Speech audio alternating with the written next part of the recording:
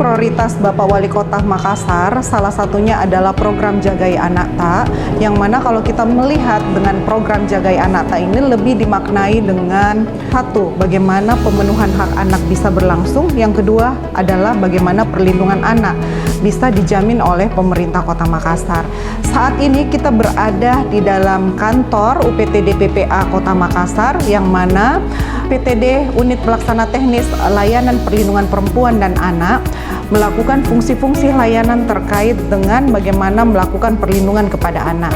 Dengan adanya layanan UPTD PPA ini juga salah satunya adalah masyarakat lebih mudah untuk melakukan koordinasi, dalam hal ini pelaporan jika terjadi kasus pada anak maupun kepada perempuan. Di layanan UPTD PPA ini kami mempunyai berbagai layanan, salah satunya adalah penjangkauan korban dan bagaimana kami melakukan pendampingan bagi korban kekerasan yang terjadi pada perempuan dan anak.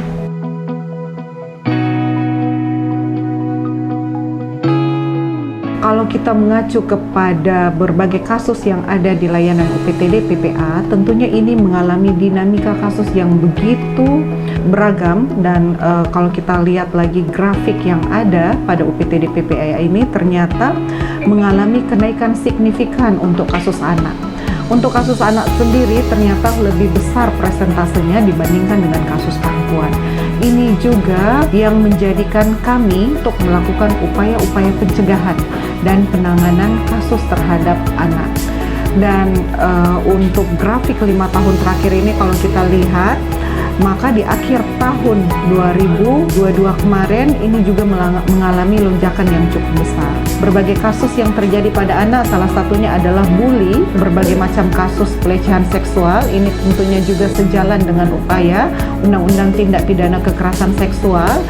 Dengan adanya kampanye Speak Up yang dilakukan oleh masyarakat, ini juga membantu upaya-upaya yang harus dilakukan oleh pemerintah Kota Makassar untuk mengatasi berbagai macam persoalan yang terkait dengan perempuan dan anak.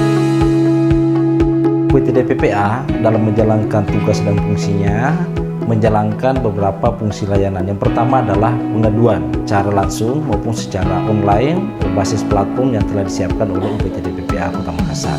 Yang kedua, penjangkauan korban atau outreach. Jadi kami standby untuk memberikan penjangkauan. Kami standby dengan mobil layanan namanya mobil. Kami siap 24 jam untuk menjangkau korban. Selanjutnya, pengelolaan kasus itu dilakukan proses pemilahan atau asesmen terhadap masalah-masalah yang dihadapi oleh korban. Selanjutnya ada namanya pendampingan, proses intervensi terhadap permasalahan korban, baik dari aspek pemulihan, kami juga sampai kepada aspek penegakan hukum untuk memastikan kasus-kasus yang anak maupun perempuan alami itu berkeadilan. Selanjutnya, kita ada namanya layanan mediasi. Layanan mediasi dia dibantu oleh mediator-mediator yang telah bersertifikat. Selanjutnya kita juga ada layanan rumah perlindungan sementara atau safe house, rumah aman.